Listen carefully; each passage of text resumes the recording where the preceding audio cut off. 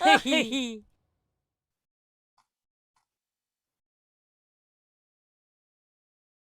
guys, we're back with another episode of our show.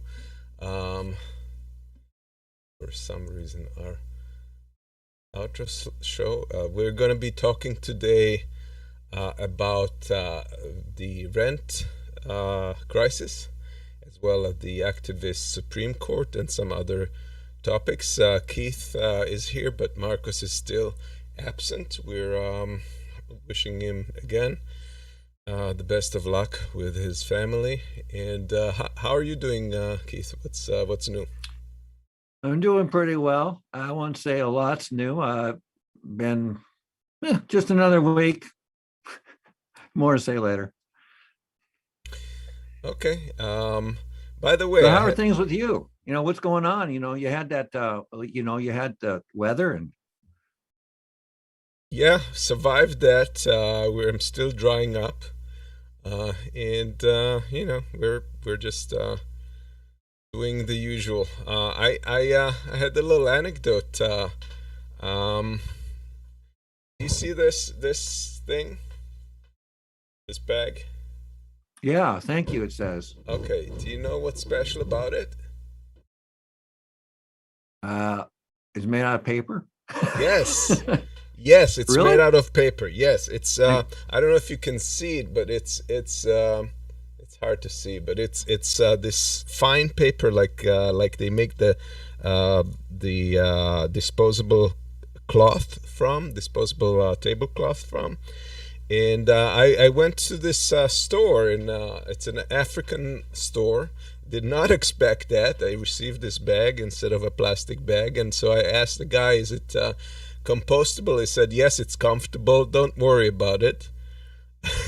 And well, you probably I say think that he, anyway. I, th- Well, I I hope it think he saves the thought world. that I was complaining or something, but I was pleasantly surprised that it's starting to make its appearance in consumer use, and that's a good sign. That means that the pricing is such that a store doesn't even care about that particular aspect of it, uh, is willing to use it. So that's just a little bit that I wanted to share. Well, if it's an increase in awareness, it's a good thing. I don't know if it's awareness. I think it's just an increase in consumer. Like I think they probably sold it to him at the right price or whatever. So that's really more Yeah. important than awareness. Um, Guys, if you want to reach us again, you could always reach us directly through Twitter, whatever platform you're watching on. It's UHM no joke without spaces. And so we're going to share whatever content you provide us there, or questions or so forth. Okay, our first topic. Do you want to launch into that? Sure. Yeah, I put this one in the beginning of the week because Washington State hospitals are at capacity. We have an outside mask mandate, and we're going to cover it today. Unemployment's run out, federal unemployment helps run out, the housing crisis is people are going to be, evicted for not being able to pay rent. And, the pandemic rolls on, but it was supposed to be over, and the government, has sort of acted like has been over. But and then again, Biden this week or yesterday came out with a real strong plan. So we might cover some of that if you know more about it than I do. I still have to learn about the details there. So yeah, Idaho has had to turn people away. They've had to go into like an emergency care situation where, some people don't are not getting the care they really need. And, this comes back to people not wanting to put a piece of cloth on their face and or get a vaccine when they're perfectly willing to go to the doctor for any other reason, or take any other kind of vaccination. I mean, babies when they're born, they get like 7 or 8. I can remember, being in the military, Yeah. and in boot camp, and you go through a line, and you walk through basically a doorway, and these two guys coming at you from each Yep. side, and they have these hydraulic air driven guns, and they put them one on each shoulder, and they press the button, and you get about air injection of about 6 different vaccines at once. And some of those you don't get to ask. You're government property, and Yeah. um, so yeah, so it's really disappointing that medical ignorance is continuing to blossom across America, and consequently, people are not getting care in hospitals that they would otherwise get. Yeah, and So we had to cover that. I think there should be some openness to people's decision regarding whether they do want a vaccine or not. But the level of vitriol and really like conspiracy surrounding this whole thing is just outstanding. I've been sent this video by a friend who's um, originally been a Bernie supporter. I think they became like a Trump supporter at some point, and I've received this video, and this guy was making the comparison between Kristallnacht and the Nazis and the Biden administration announcing of the vaccine requirements, or the basically the demand to have federal workers vaccinated, and have large private companies that deal with like if you deal with crowds and stuff, they would fine these companies unless their employees are made to either test on a regular basis or have a vaccine for the safety of the public. And so that was they compared this whole thing to the Nazis, which I found extremely in this it's just completely incomparable. But that's the kind of atmosphere, the kind of thing that's going on in Well, the a while ago, I would hear something like that, and I would and move on. But these days, I want to say, "Oh, really? I want you to explain that. Exactly what do you mean? Let's dig into this and see how long they want to talk about it." and there's So a yeah, certain it's a pretty poor analogy.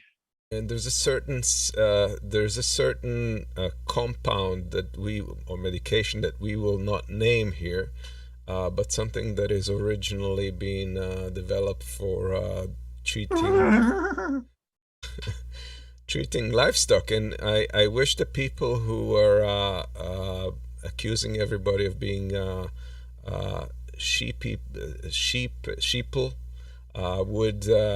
would stop taking livestock medication. But that is the situation. It's been like promoted beyond its scientific use. There is possibly some use for that medication, but people have elevated it to like a miracle drug, which it is not. Serious studies are not showing that it's having They do an not. effect. They show Plenty of perhaps there is a certain evidence. Anecdotal evidence is there, but right. as far as serious studies, no. The serious No, studies say no. the serious studies show that there may be some benefits, but definitely it's not a replacement for a vaccine. And even if we had something that was very effective, that would still not be a replacement for a vaccine, because it would just treat the symptoms. It would still allow for the virus to keep propagating through the public, and would open it up to mutate further and create even more deadly strains. So that would not be instead of vaccine. It would be in addition. And it's hopefully going to happen at some point where we can manage the symptoms to the point where it's an inconvenience, such as the flu, and we keep taking like a yearly flu, combined flu and And Yeah, it's dangerous to compare it to the flu, but there is a point there. And one point of it is that it does resemble the flu in one way, and that is the flu is always mutating. And that's why we can't have one flu vaccine. We have to have one every year. And the way it is, COVID's kind of working out to be the same way, but everybody's acting like it's different. I don't get it. It's almost working in terms of how the vaccine protects you. It's almost an identical situation. You're going to have to get something that's going to have to respond to the new variants. And that's just the way it is. One thing that we talked about last week, I wanted to be clarify and repeat, is that since you do get natural immunity from the disease, having the disease ought to be enough to get you like a passport, or to be able to work without having to have vaccine.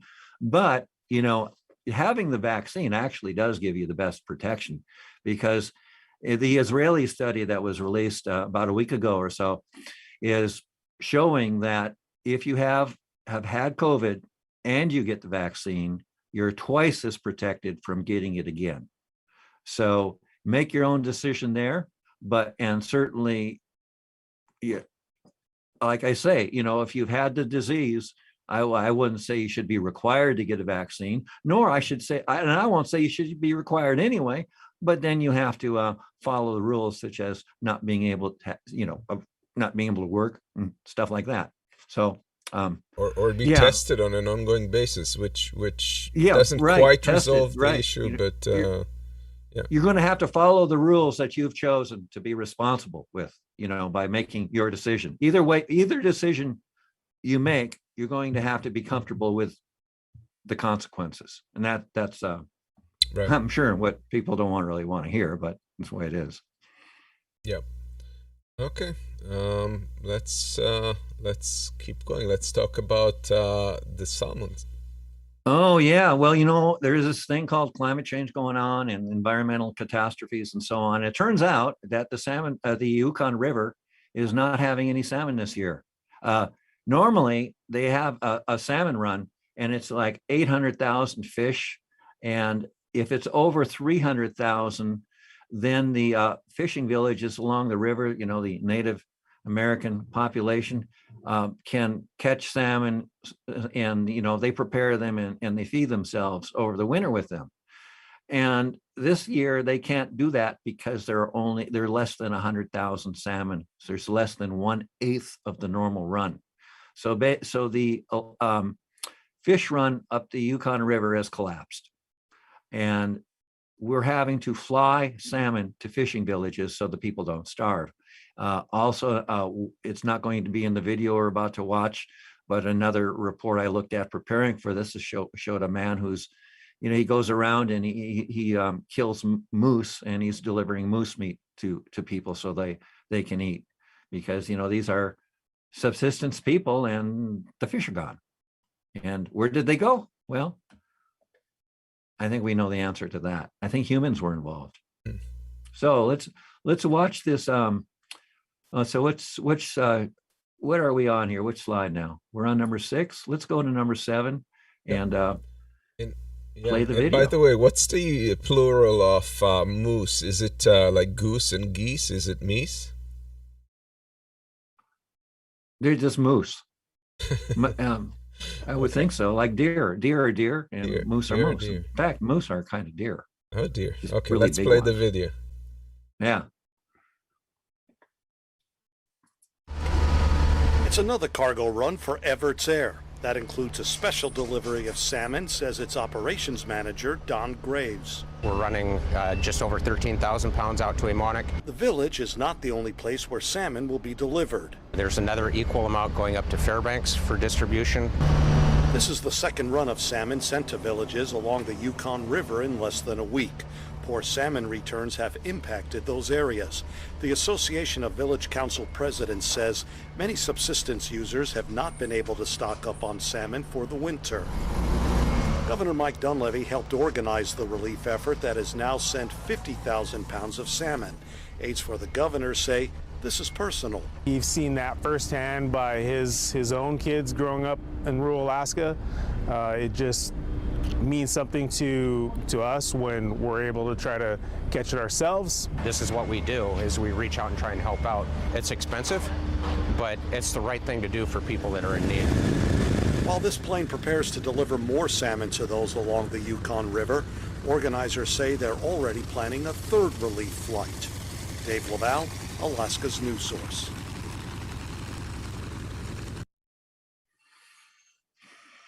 Yeah. Crazy. Yeah. Crazy. I think it has, climate change may have something to do with it. You know, I mean, it is real. Mount Shasta's going from white to brown. Another story I looked at over the week was that as crazy things have happened around the mountain with landslides as you know, the glaciers melt and wash down gravel and, you know, destroy old buildings and things like that, wash out bridges. So yeah, on it goes. And I think when Alaska has fish runs collapsing, things are starting to get serious. Yeah. Yeah, we know it's serious. Yeah. Yeah, so moving on. You know, last week we covered, you know, the Texas law and the Supreme Court, and I was talking about the Trump Supreme Court doing this. And through the grapevine, it kind of got back to me, or actually, it got back to me, and because I was watching it, I was kind of accused of that. It was felt that I should say that Democrats were somewhat involved in stacking the court, and I'm good. And I was referred. I believe I was called I was accused of suffering from TDS, which is Trump derangement syndrome, and I want to address both these issues right now. And the first one is Trump stacked the court. He put 3 conservative people on the court. One of them, who is I think a crazy woman. You know, I think she's a religious fundamentalist, and I think she's off. That's my personal opinion. You may disagree. But, you know, we've got a court that is not going to address the problems that really need to be addressed. And this is the legacy of Trump, you know, that. And as far as TDS goes, TDS is a term that's used by right-wing people to, and they say it to people who dislike Trump, claiming that they're irrational, that you just hate them. You know, your criticism of Trump was not rational. And by the way, Trump's under the bridge now, and I really wouldn't want to talk about him today, except that I'm addressing this issue of being referred to as somebody who's suffered from TDS. Now, I've been accused of this by conservative people, so that's why it kind of gets under my skin a little bit. And my personal position is that I've known about Trump for a really long time, and the man has always represented values that I disagree with. He you know, as a young man, he basically had the image of a selfish frat boy, and, you know, somebody who was a bully, and somebody who, you know, just would walk right all over people. And, you know, that's something. And one particular thing I remember really early on is he put out some weird press release, and he was trying to act like a hippie or trying to profess counterculture values, which, you know, it didn't work, and he gave it up right away. But it told me how dishonest the man was right away. And so, you know, yeah, I don't like him. I haven't liked him for decades. And but that does not affect my view about what he did. You know, what he did is what he did, and he represents the worst values America has. And, you know, that's enough of that. I've returned to it now. Yeah, the question to me is more: did the accusation is that Democrats had something to do with these appointments, and I don't see it at all that way. I think they really didn't have any choices in the matter. Nobody asked them. They didn't have the majority. They they were just kind of bystanders for that. Unfortunately, they couldn't do much to prevent it, and that's a shame that the system works that way. But it's but the nomination of judges is a political one, and that is something that I wish could be changed, as well as the term limits. Yeah, and it's particularly relevant to what's going on right now with the Texas law, because with what's going on with the abortion issue is we very clearly have a distinction between Republicans and Democrats. It's one of the sharpest distinctions between the two. I mean, in many ways, there aren't any difference between Republicans and Democrats in America. They both represent capitalist interests. They're both, it's like talking about the difference between Frenchmen and Spaniards in some ways. But there are differences. And one of the sharpest ones is in terms of women's rights. And Republicans are not about women's rights. They aren't. And Democrats are.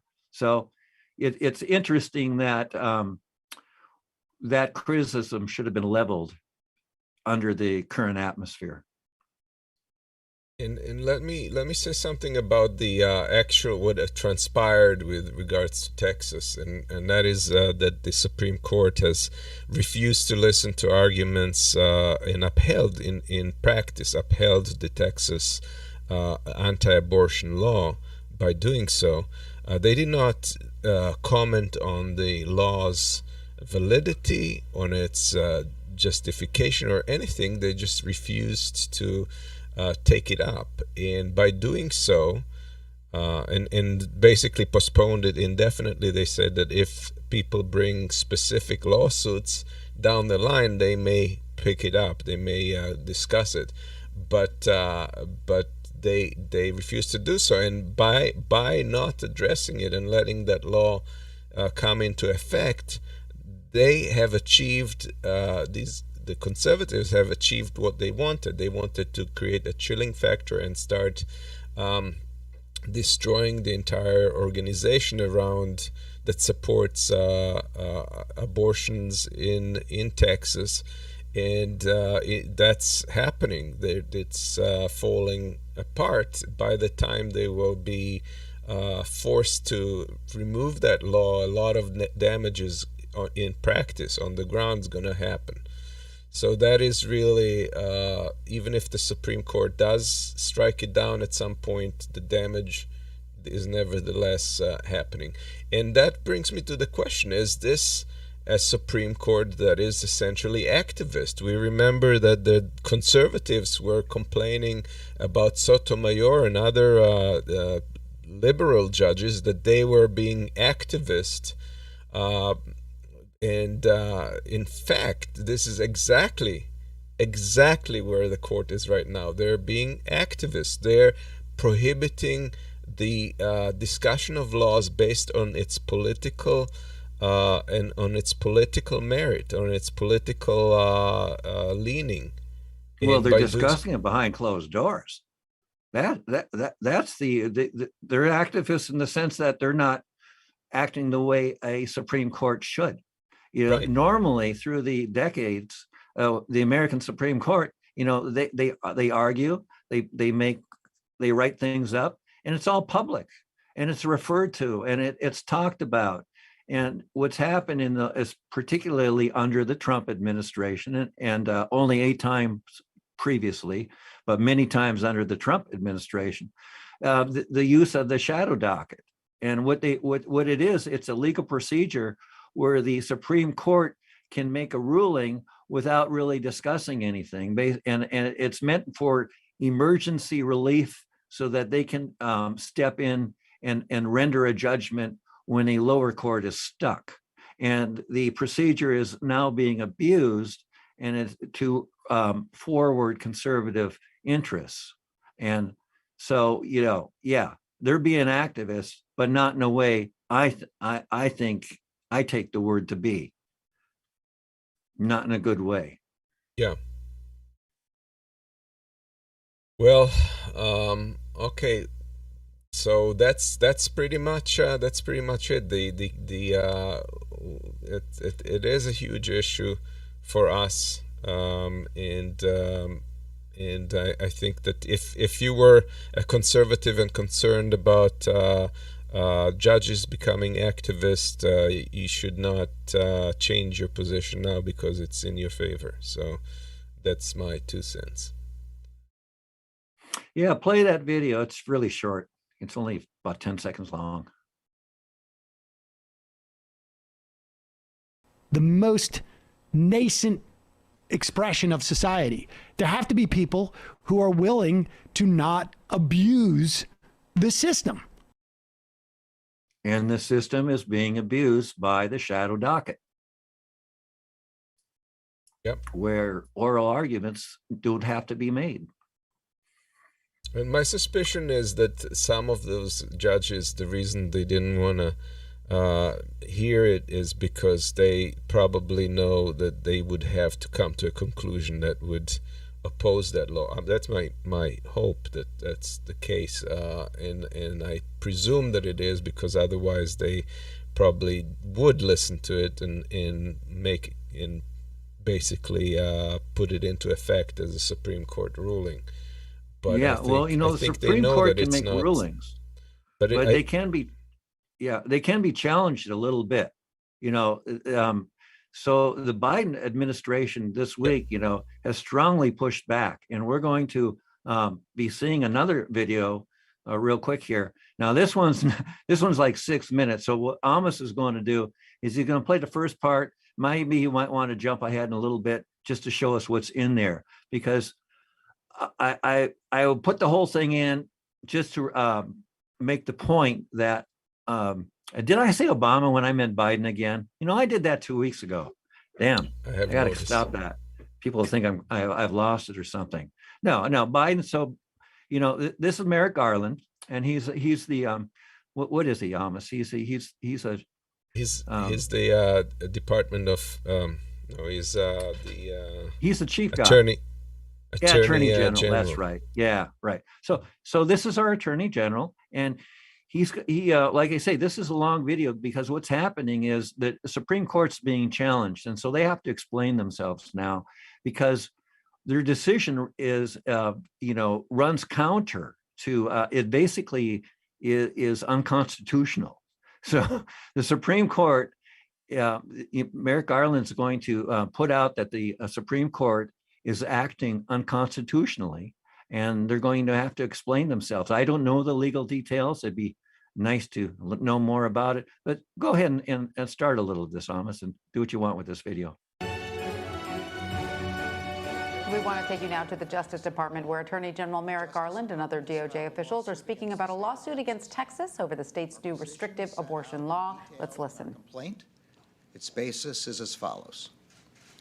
SB 8 bans nearly all abortions in the state after 6 weeks of pregnancy, before many women even know they are pregnant, and months before a pregnancy is viable. It does so even in cases of rape, sexual abuse, or incest. And it further prohibits any effort to aid the doctors who provide pre-viability abortions or the women who seek them. The act is clearly unconstitutional under long-standing Supreme Court precedent. Those precedents hold, in the words of Planned Parenthood versus Casey, that, quote, regardless of whether exceptions are made for particular circumstances, a state may not prohibit any woman from making the ultimate decision to terminate her pregnancy before viability. Texas does not dispute that its statute violates Supreme Court precedent.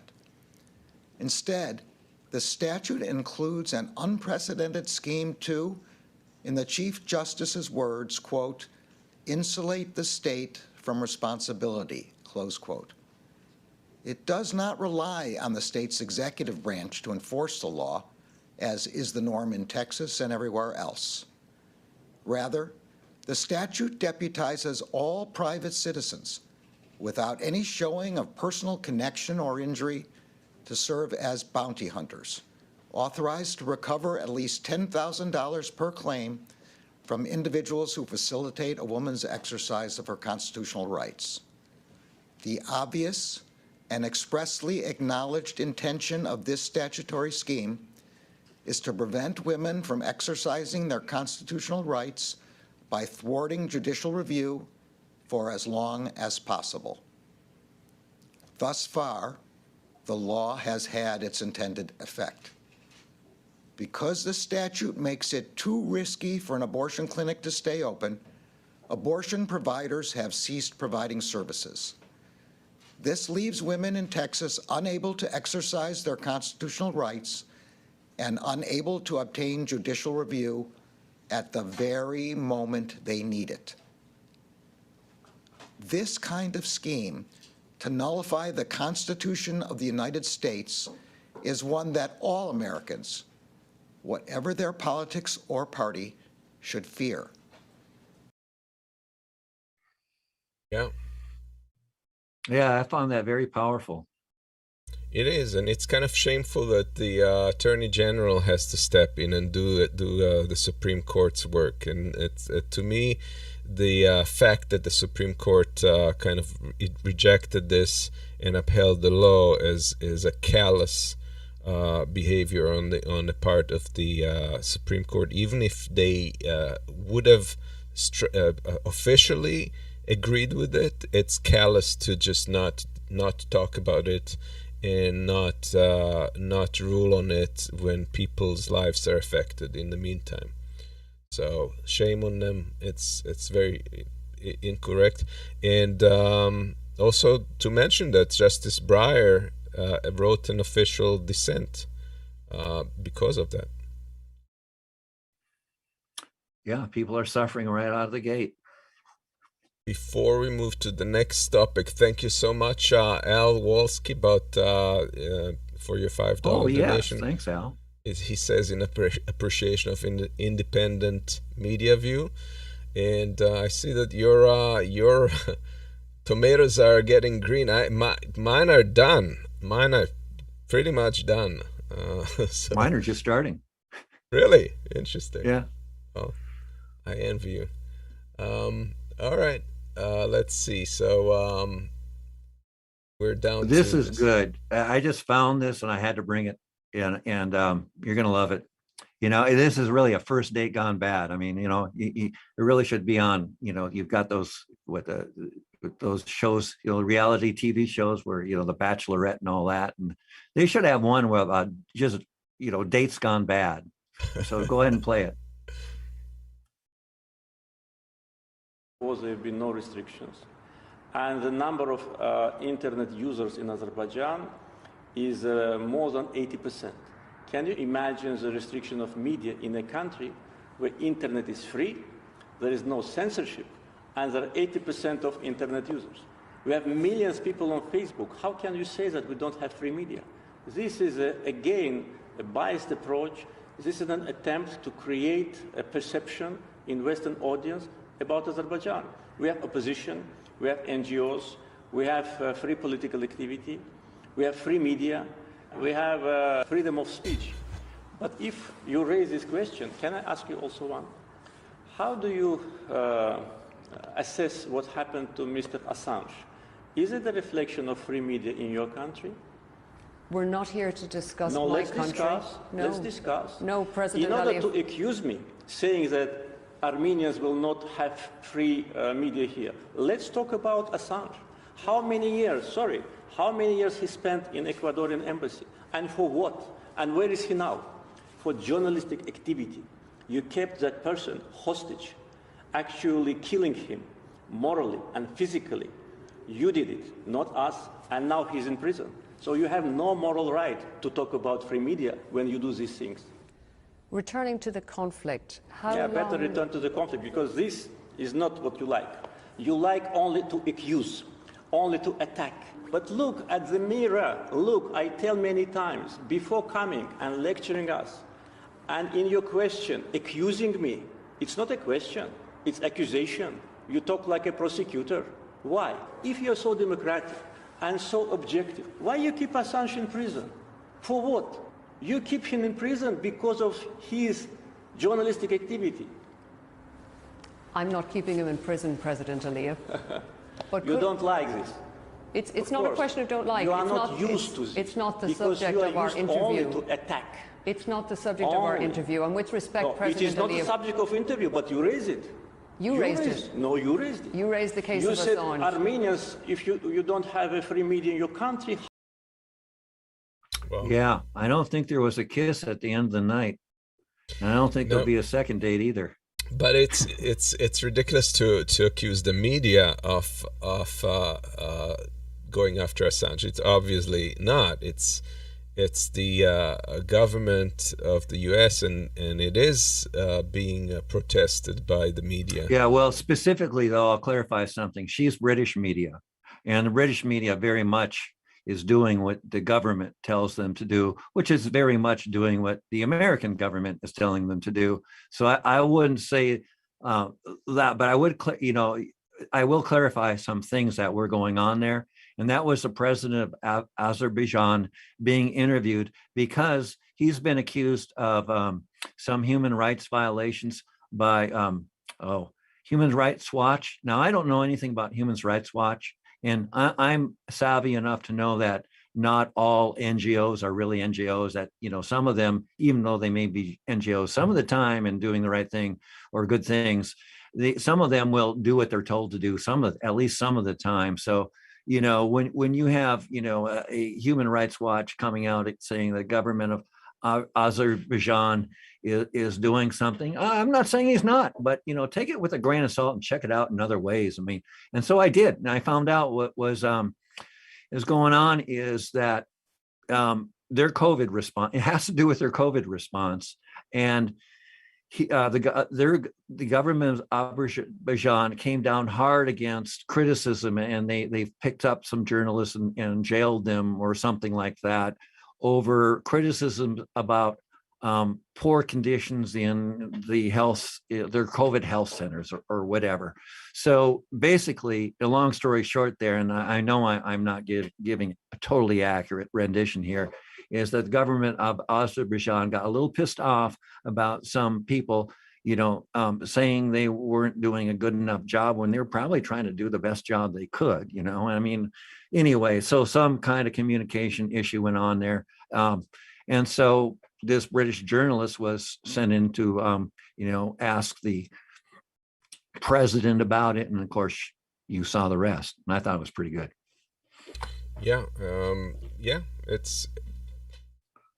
It's pretty much, India is not any different with when it comes to that and how they are approaching the media regarding COVID accusations. But it doesn't. The fact that our government is acting wrongly in terms of Assange doesn't make their government any more right. Free Julian. Yeah. But it doesn't excuse their crackdown and their. So you have me labeled as an enviro activist. Well, actually, I think I figured out what I should be, and that's I'm a meta technologist. Meta technologist, okay. Yeah. Well, I'll see. We'll maybe change that. Okay. All right. Housing in America. Yeah. That's a large topic. We may want to actually do a whole show on that, but this is like a precursor to such a show. So that's exactly how I feel. I didn't know you were going to say that, but covering this, it turns out to be a huge issue and multifaceted, and trying to find info about it. Even it's kind of, there's so many things going on. Yeah. That is not at the top of the feeds. You got to search for the housing detail, which means we couldn't get everything together in 1 week. Yeah. But so we got the Bates Hotel in the middle there, up in the that's upper what it right. Is. I knew it looked familiar. Yeah. Okay. And then on the upper right, that's in North Seattle somewhere. I've actually driven by it, and if you really want to know that it's in Seattle, that cedar fence gives it away. That's totally northwest. Pacific Northwest right there. And we've got some other, housing issues. So what are we going to talk about? how are we going to cover this, Amos? Let's go to the next slide because we've got we've got the eviction crisis, we've got the perennial affordability crisis, and then we have another one which I came up with, and I'm just calling it quality of life. And what that refers to is, we do housing wrong. Our buildings consume massive amounts of energy. They're built in the wrong places, architecturally. I mean, my first inclination in life is I wanted to be an architect. It didn't work out, because it turned out, you need a whole bunch of education I couldn't get. But I thought I could change the world because I realized, that, I thought it'd be a good profession because, if you build things right, that does affect how people live, and you could make things better. And then later I find out in life that no, architects only do what they're supposed to do. So they're, the rich guy tells you to build a house of cards, you build a house of cards, whatever, they're just technicians in many ways. But, and that's just kind of a long ramble. So let's get back to the eviction and affordability crisis, which is, that's something we can really sink our teeth into, and this one right here, so I decided I was look for a rent in an apartment and, in Seattle. And so I got, where would I want to live? Well, if I pretended I had a job, say, as a baggage handler working at the airport. And so the area I picked to look for an apartment was exactly in between, halfway in between Seattle and Tacoma, which are both big cities. And they're kind of like Minneapolis and St. Paul. They run together. You can drive down the street into one, pass into one, into the other without really knowing it. And anyway, so the actual city is Des Moines. So, this is not, say, I wouldn't say it's undesirable, but it's not central, okay? It's not where your premium commute is going to come from. It's a good place. If you work at the international airport, it would be a nice commute. So that's why we picked it. And so, what would, if you're working at the airport and how much are you going to get paid? If you got a $20 an hour job, that's probably pretty good. You might only be making 15, depending on what you do. But let's take a look at this. This is a 2-bedroom apartment. I'm sure most of the audience knows what kind of apartment this is. And maybe some of us have lived in something very much like this before. And the rent is going for $1,800 a month, almost $1,900.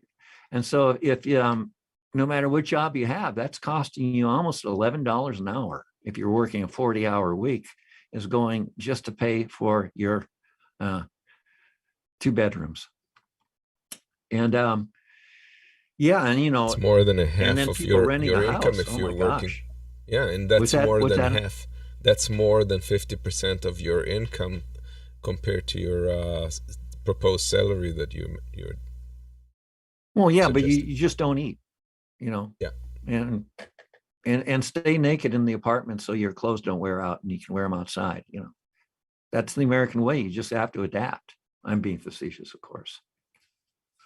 Yeah, so yeah, that's totally unaffordable. I mean, yeah.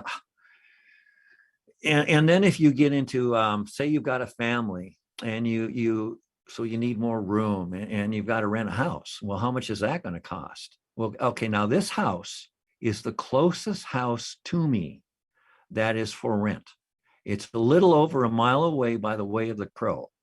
And I live in a suburb. So that speaks to something right there. That speaks to the fact that there are almost no rental houses available, and that the rents are astronomical. And, I would not want to be looking for a place to rent. And so this thing is renting for $4,000 a month. And so that would only cost you $23 an hour out of your paycheck if you worked a 40-hour week.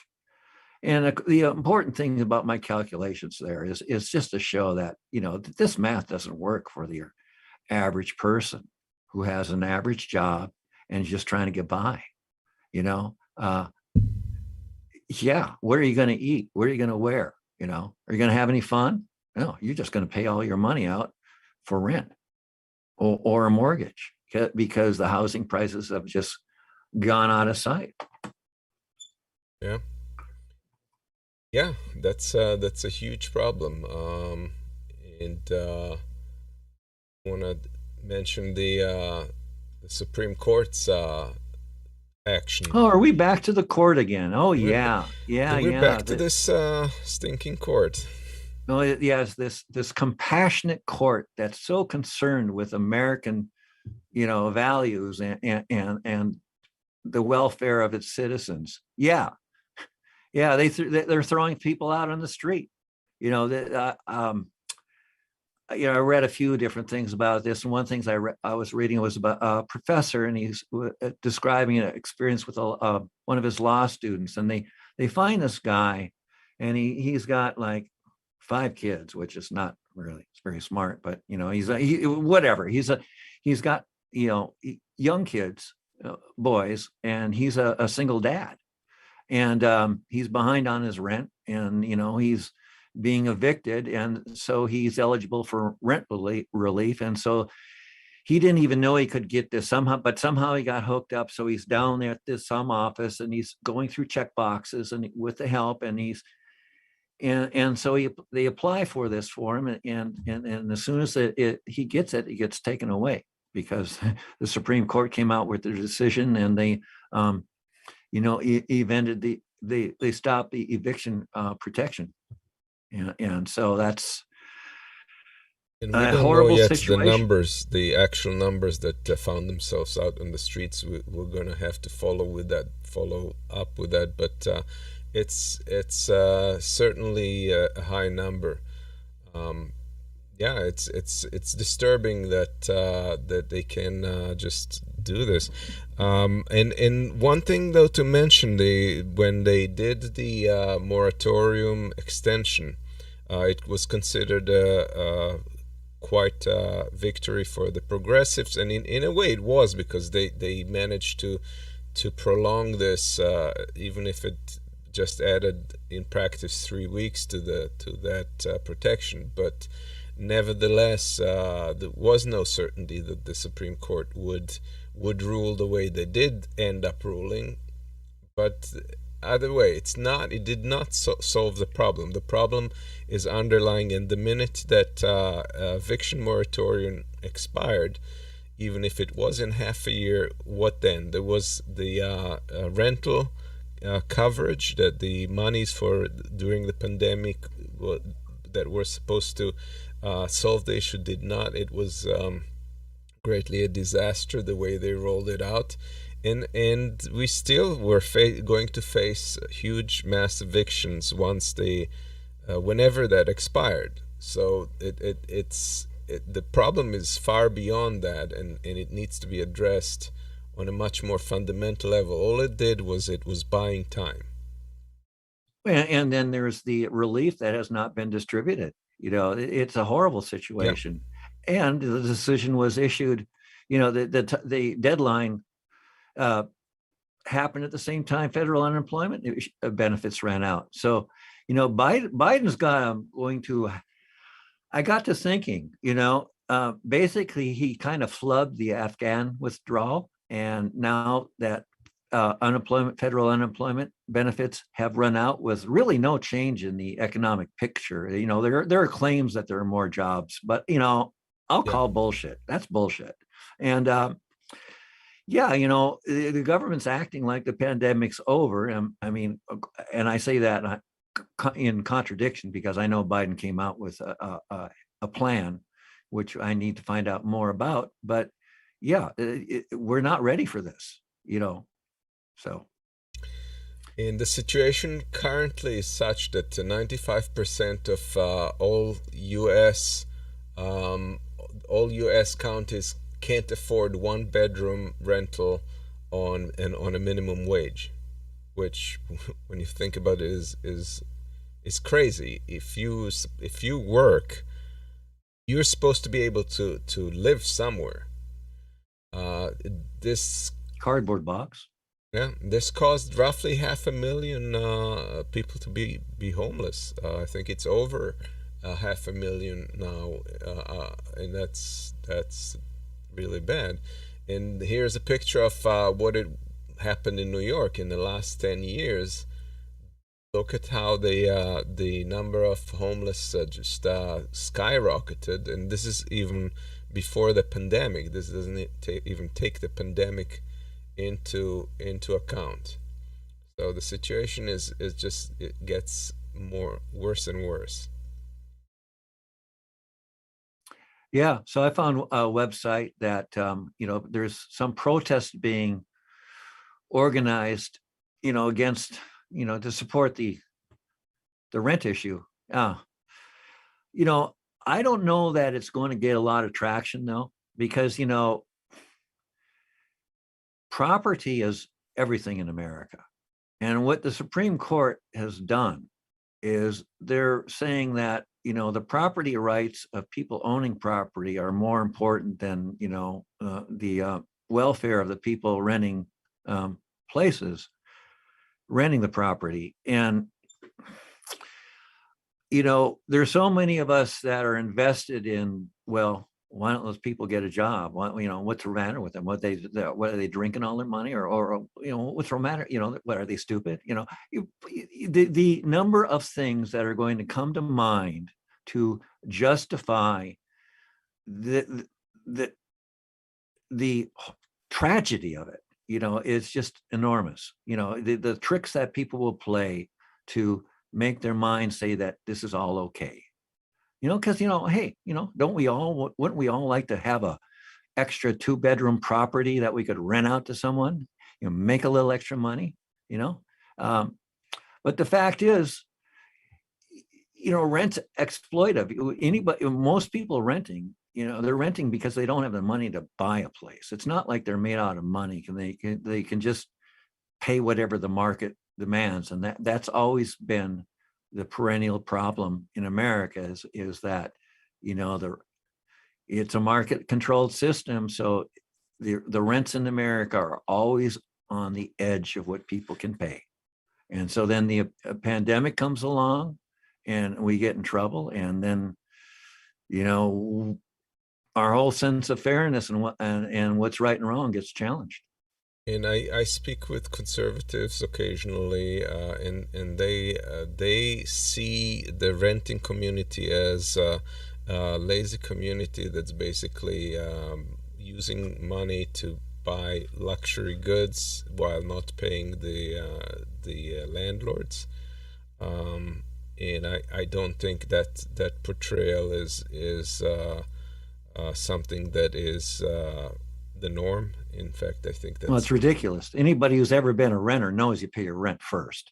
Yeah, that trumps going to the movies. The claim was that the protections that were given to people justified their mishandling of money, that they basically used it up on other stuff, on cars and whatever, and instead of paying rent, and that they're still in this situation where they can't afford the rent at this point. And these people also think that people prefer rent than ownership, because it removes the responsibility from handling any things related to the property.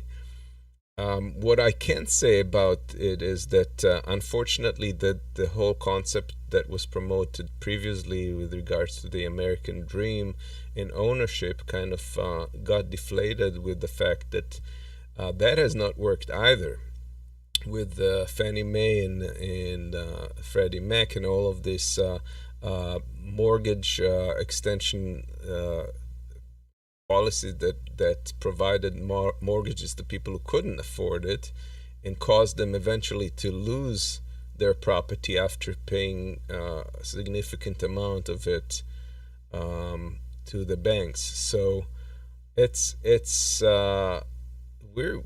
has all the actions that have been taken previously in the US, or not all, but the ones in the last few decades have been catastrophic, have not led to a solution. And we need to look for a solution in other places, not the way I think we need to completely deconstruct the way real estate is seen in this country. And this comes from a realtor. Well, I'm going to agree with you. It reminds me of something I saw a few months ago it was about, I think it was Australia or New Zealand. I think it was Australia. And like 30 years ago or so, any Australian could go to their post office and get a home loan at a very reasonable rent, because the Australian government believed that people should own homes. Oh, what a concept. It would make for a better society. Yep. And so things weren't essentially, the mortgage market was not market driven.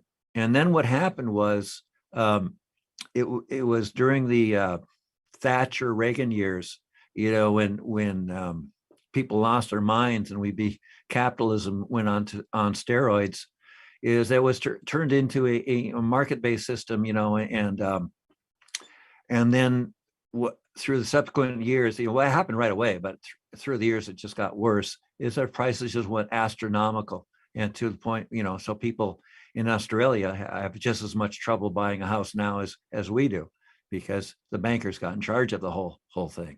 So yeah, we're doing things the wrong way. Yeah. Now this one, we don't want to play the video, because this is not a video I could just easily post, and it would have been another one I would have had to record and so on. So the video I really wanted to play is we would have to hit that link and play that link. And if you can do that, go ahead. Otherwise, I'll just talk about what it was. Not easy. I wish you had that in the thing. Oh, yeah. I put it down below where it would be easier. Okay.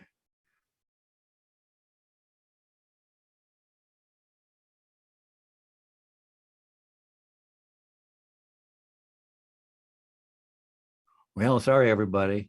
This is not the way to do it. We'll get better. But this is a very good video. It just re-emphasizes. I don't even weigh 210 pounds. You've lost me. That's insane. The truth is that Hollywood's... Steve, I spoke to one woman who said her position was eliminated after 18 years. She's now worried about finding new work as she is in her 60s. I spoke to another person who is waiting for their work license to be renewed, but says the office that handles that is backed up because that office is short-staffed. The theme here is people want to work, but due to pandemic-related reasons, they still can't.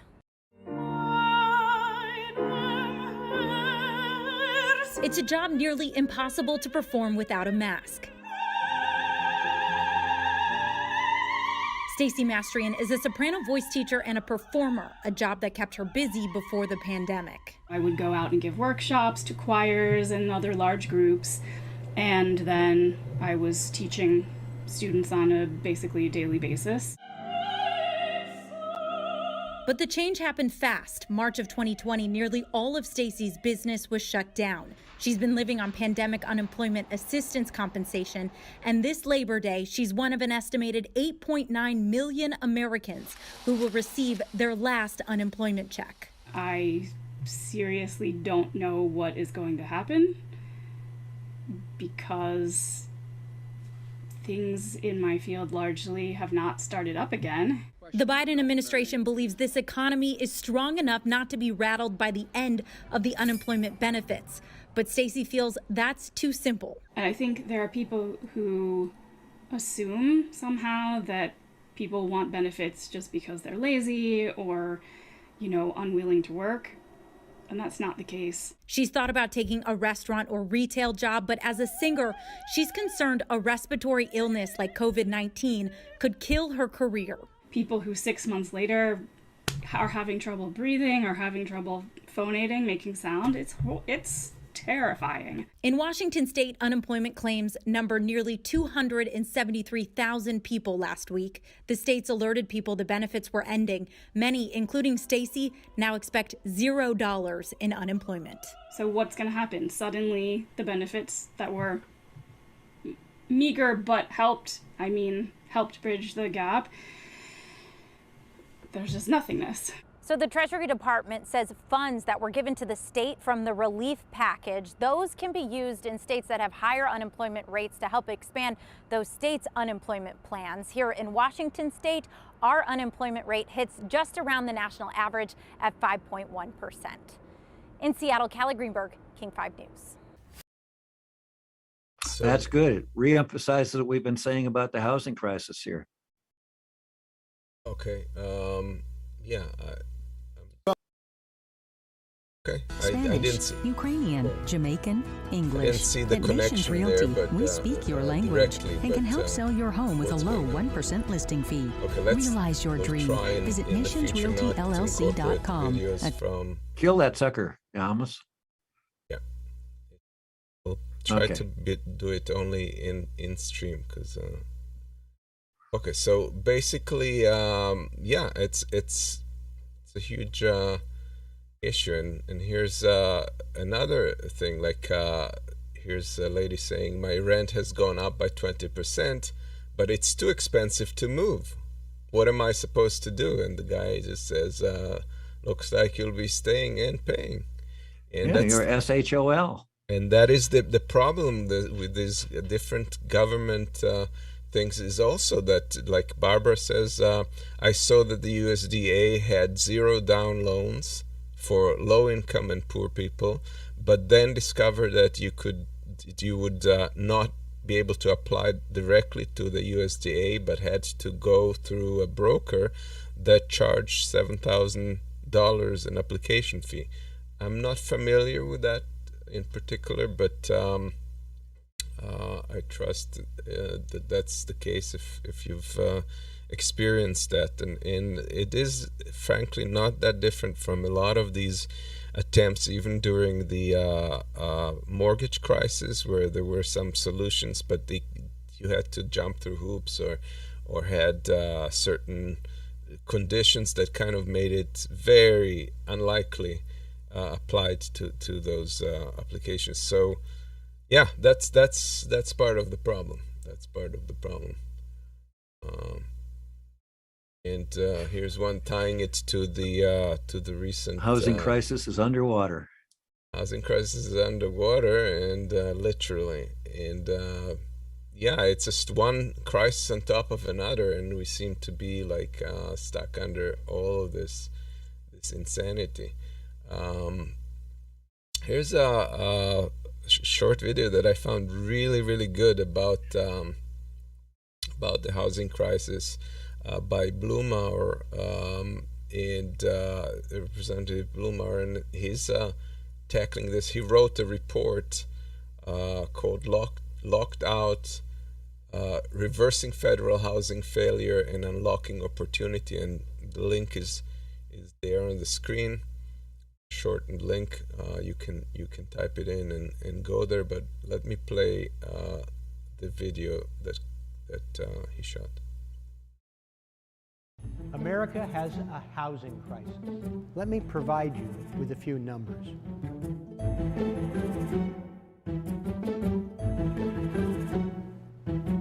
According to the Department of Housing and Urban Development, for housing to be considered affordable, people should pay at most 30% of their income in housing. If you pay more than 30%, you are considered cost burden. If you pay more than 50%, you are considered... Sorry. Yeah. America has a housing cost burden. If you pay more than 50%, you are considered severely cost burdened.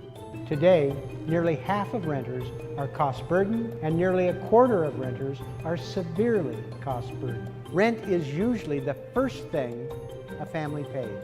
If you're paying half your income in rent, you're forced to choose between food, utilities, transportation, to say nothing about health care. Yet today, rents are rising faster than incomes. Low income and communities of color are being displaced by gentrification. Last year, more than 550,000 people experienced homelessness every night. And for extremely low income renters, there is a shortage of 7 million affordable renter homes.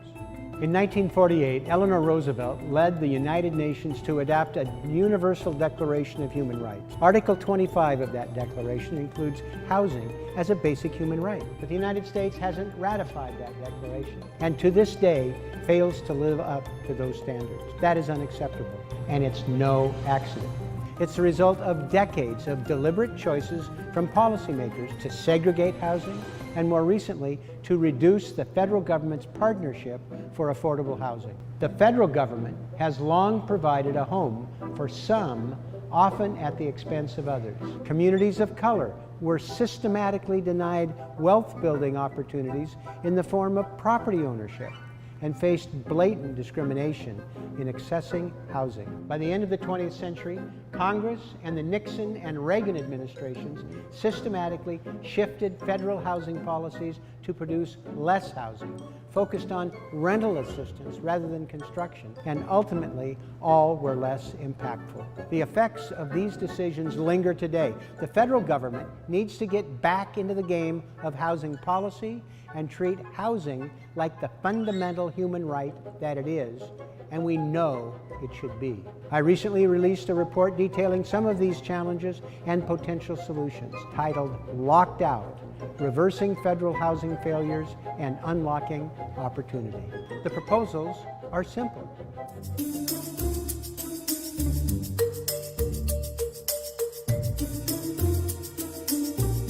We should begin by fully funding all public housing capital maintenance needs, repealing the outrageous cap on public housing construction, and building millions of new homes for low-income people.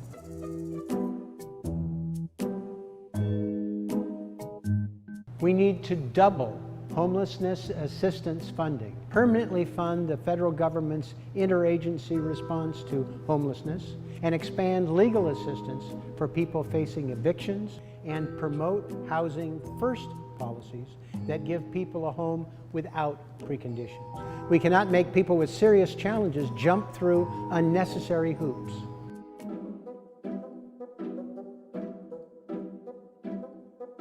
We should create a renter's tax credit or make Section 8 vouchers an entitlement program like food assistance or Medicaid. At the same time, we should commit to building more affordable housing through the Housing Trust Fund and the Low-Income Housing Tax Credit.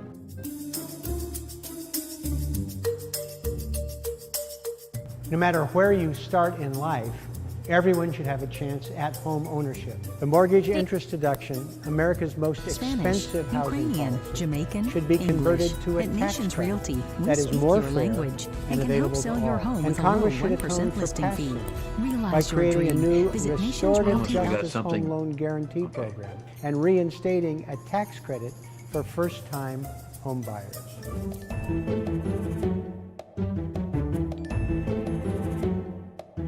It has been more than 50 years since Lyndon Johnson signed the Fair Housing Act, but housing discrimination remains. The federal government should finalize the affirmative furthering fair housing rule, prohibit all forms of housing discrimination, and remove housing barriers for people with criminal records. We should double enforcement funding so landlords are actually following the laws on the books. Some may look at these recommendations and say they are too expensive or not within our capacity. But the cost of inaction is far greater. We must not deny another generation the wealth-building opportunity that comes from home ownership. The federal government has ignored this human rights crisis for too long. Now is the time to get to work. Very good. Yeah, I like so that. the You mentioned highlight- housing first. I mentioned that last week. You know, you help people, then you address their issues, but you get them what they need out of the gate. That's a better way to go. And the highlight there is that it is considered a human right. It's in the human rights bill that the U.S. has not ratified. And yes, so it is an healthcare essential and housing, both in there. Considered by the world as an essential, but nevertheless, it's not treated that way in the United States. And there are examples of public housing and other housing assistance around the world, models that work, and public housing does not have to be horrible. with that said, there's still, that doesn't mean that you can't have people investing in real estate, but the way we have it now, the investment aspect is considered prioritized over the livelihood of people, the life of people that depend on that type of housing, and the housing market is really like the developers have been developing mostly for the luxury market because it pays better, and not for low housing public, which is a problem that relates to the commoditization of the real estate.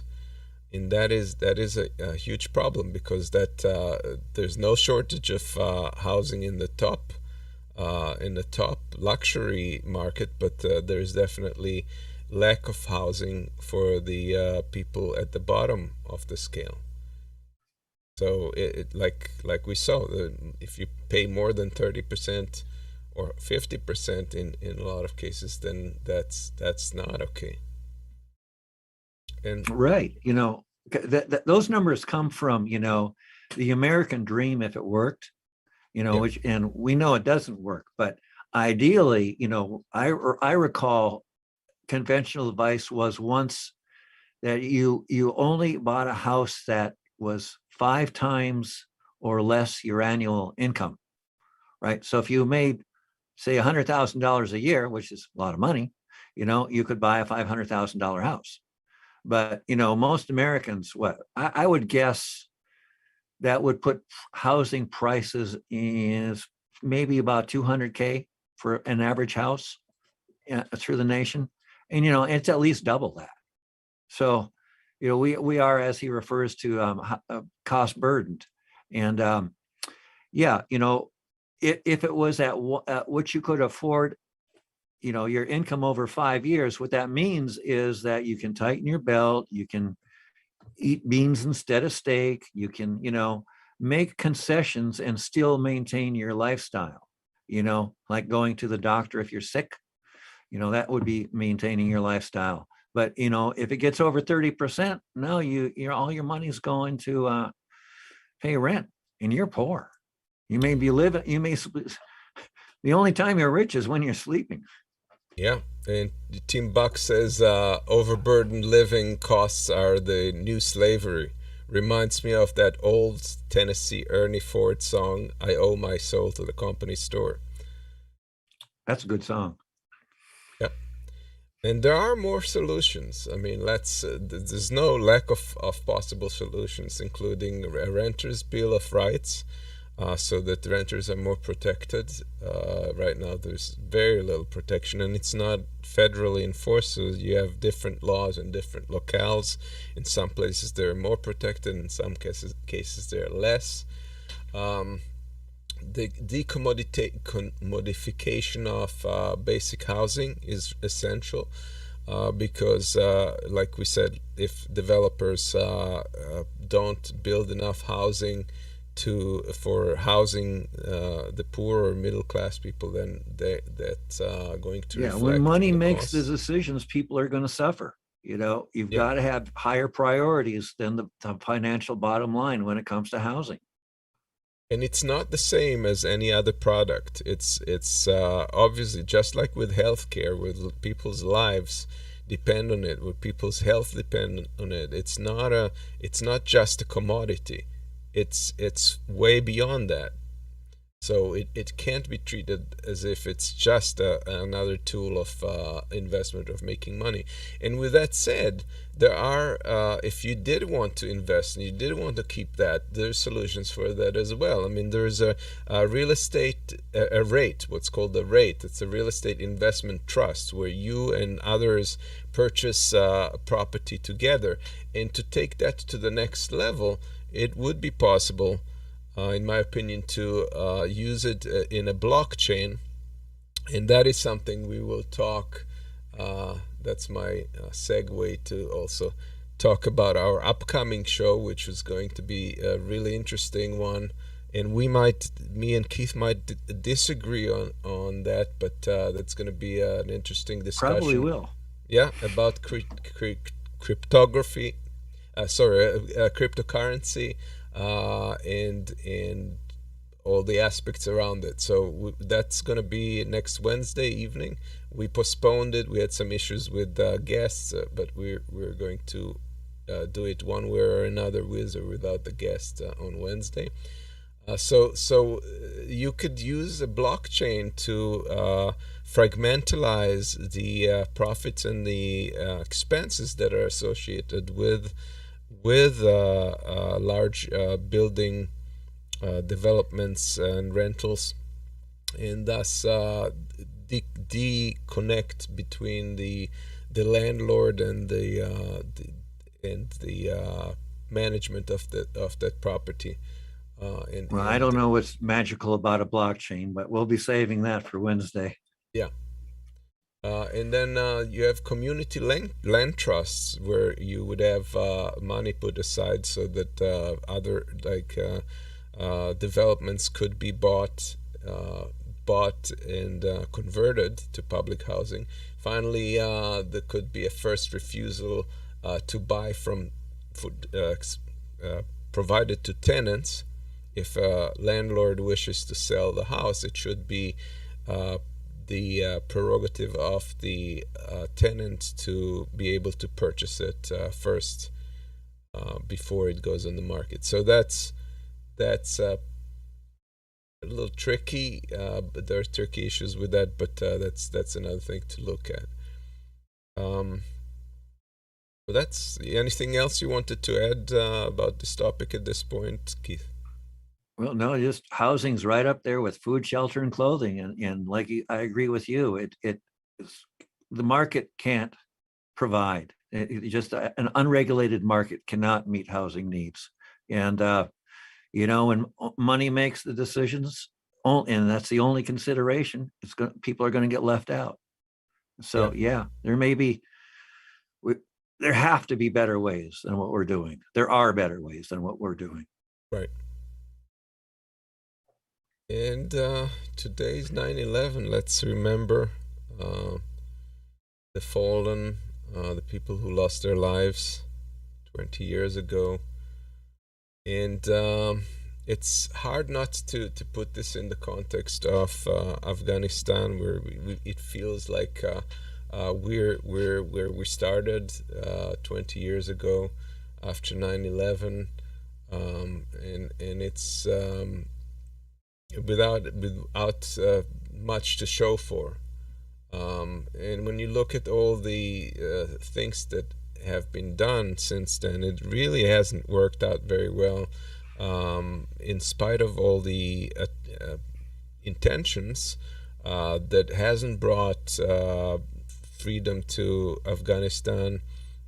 It has not gotten equality for women really to get established there. There were little islands of such privilege, but that was pretty much a privilege. Now they're in the handmaiden's tale.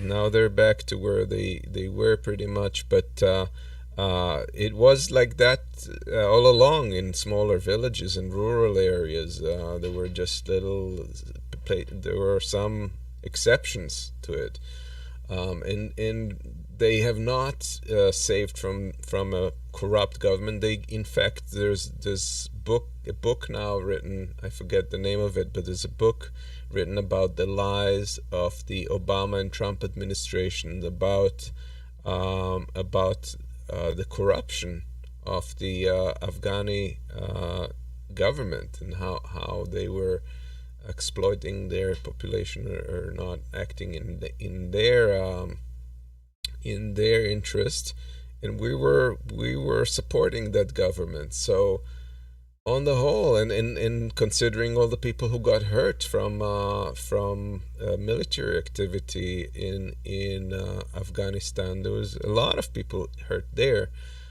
So the whole thing just went off, like it became a shit show, which we can recognize and we should learn from. And if we ever do attempt, and I'm not advocating not interfering for human rights, but we should definitely learn how not to do that. And this is an example of how not to. Yeah, well, that's an interesting cartoon to me, because I feel this way too. You know, that we're back where we started. We've made no progress in 20 years. The world's no safer. People aren't any better off. And if anything, we've gone backwards, and now we've got an environmental crisis. So, you know, whatever we've been doing for the last 20 years, it's not the right thing. Yes. And yeah, and I don't know. I think that's it's such a shame we're in this situation. It's really tragic. Yeah. It kind of leaves you speechless, because what progress have we made? You know, in terms of you know, we've got terrorists. We you know, I mean, Syria's still all messed up. It's, you know, it's no safer anywhere. And I did not realize that until recently. But at the time, the Taliban, when it became clear that the U.S. was about to get in there and overthrow them, they kind of raised the white flag, and they were pretty much willing to give up as long as Mullah Omar, who was the supreme leader of then, was allowed to keep their safety and live under some sort of a house arrest.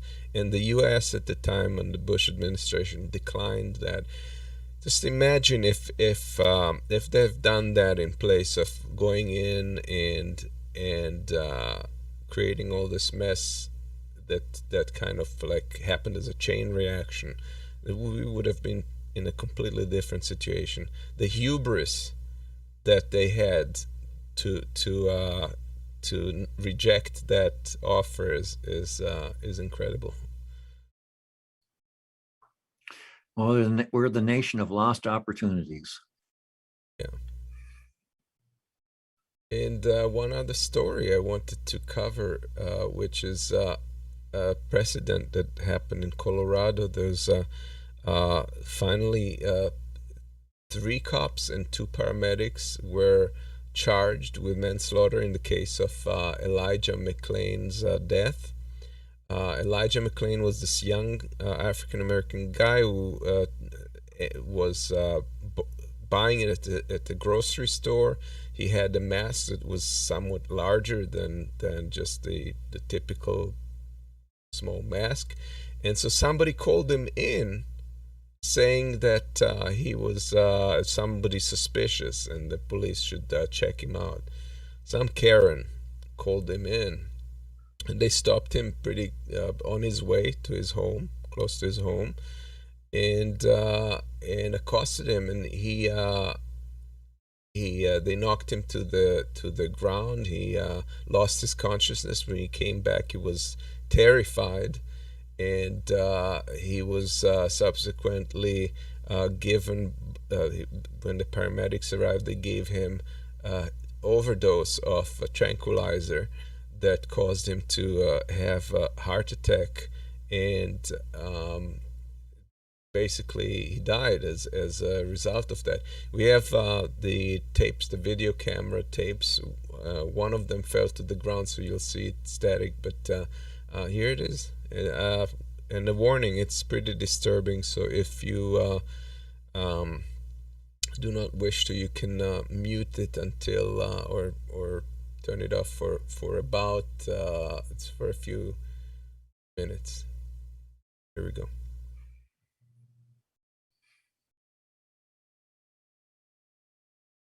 Hey, stop right there. Stop. Stop.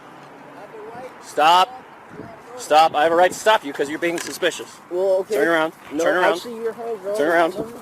Stop tensing up, dude. Stop tensing up, bro. Stop tensing up. Stop tensing up. He looks sketchy. He might be a good person or a bad person. Yeah. But yeah. I am an introvert. Please respect the boundaries that I am speaking. Relax. Stop. Relax. I'm going home. Relax, or I'm going to have to change this situation. Dude, hey, stop. Leave me alone. Sir, can you please cooperate? You leave me alone. No, we're gonna talk to You you. guys started to rush me, and I was stopping my music to listen. Now let go of me.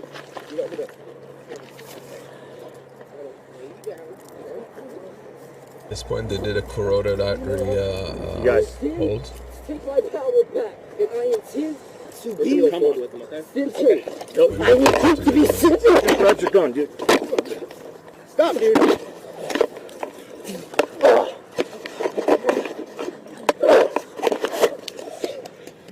Give us more. Give us some more units. We're fighting them. Relax. Relax. Relax. Alright, bring that arm back. Give him a couple. My name's Elijah McLean. Yeah, That's bro. all. I'm here to use carotid. That's what I was doing. I was just going home. Why? I'm an introvert and I'm different. Don't get up, dude. It's not gonna be good for you. I'm telling you right now. Dude, if you keep messing around, I'm gonna bring my dog out. He's gonna dog bite you. You understand me? So when the ambulance gets here, we're gonna go ahead and give him some All the cops are ketamine. okay. Yeah, sounds good. Perfect, dude. I appreciate Perfect. it. We'll give that a couple of minutes and then we'll put him on. Whatever he's on, All right. he has incredible strength. Yeah, crazy strength. I had him in a bar hammer behind his back, and his arm was above his head, and he was still fighting. So he was put into a carotid. He did lose consciousness. He's throwing up right now, and he's obviously on something. So, yeah, we're gonna have to have him transported. What's that? I think we're okay for here. I appreciate it. Thanks.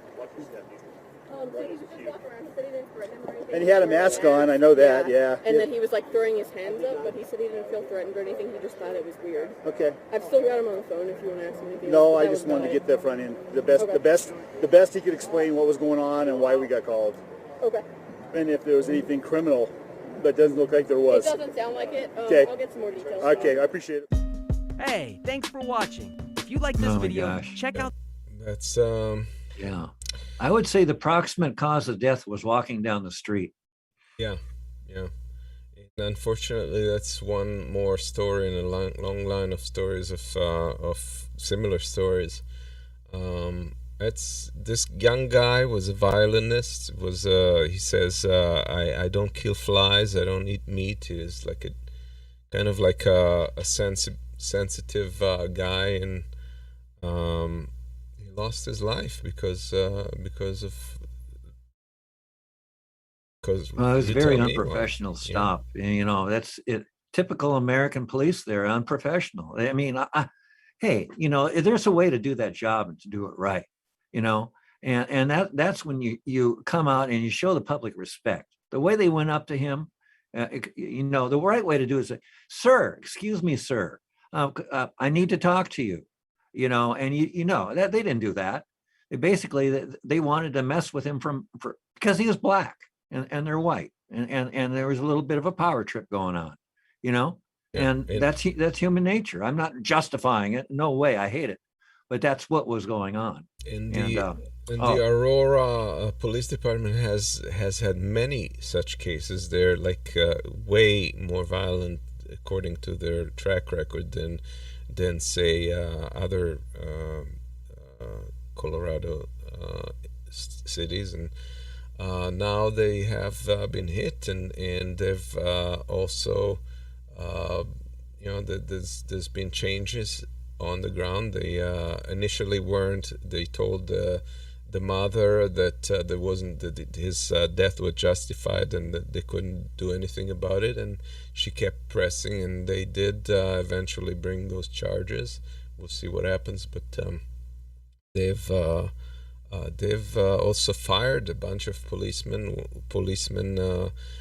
some of which went to the burial site of this young guy and mocked his death or mocked him. They were terminated from the police, which is what should happen. So, it's just it's a shame that this is still going on at this day and age. I heard myself getting loud there. I found it disturbing, I guess, but I'm glad you brought it. It's like that thing I brought many weeks ago about Winston Smith in Minneapolis. Yes. Yeah, same thing. Yeah. Brings us pretty much to the end of the show. Just do the announcement, and then we have an interesting video that I haven't had the chance to see. So it's going to be interesting. It looked interesting from the visuals. I hope it's not going to ban us. Okay, so we have Haiti. We can't be accused of not being spontaneous. That's right. So we have Haiti. If you would like to support Haiti, there's an organization called New Jersey for Haiti. They're still collecting money to disperse aid, and that's another thing is our show talking about the vaccine that was not coming soon. It happened already, and you're welcome to watch it. It was informative and initially got censored by YouTube as medical misinformation. We appealed and they restored it without saying a word. So they did not acknowledge that it was in error, but we found it back on. So that's there. We have the sites for an interview with Juan Paredes, who's running for Florida's Congressional 26, District 26. Check him out. He has a website as well. Paredes, I think it's, here we go. It's juanforcongress.com. We also have interviewed Imani Oakley. She's now trying to get her financials up before the SEC deadline, and you can see her site here. It's Oakley for Congress, running for District 10 in New Jersey.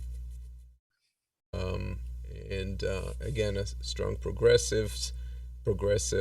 Jessica Cisneros is running in Texas. That's her site. And that's pretty much it. Now for the outro, that is. So outro. It says, looks like we'll be clowning around. Yes, Skip Sherry and Palms. And that's pretty much it. Thank you all for being here. Giving us your time and being here. Yeah, don't forget to share us on social media. That's how people get to know about the show and watch it. And we'll see you next week. Hope you check out our crypto show on Wednesday. Okay, guys. Bye, Keith. See you later.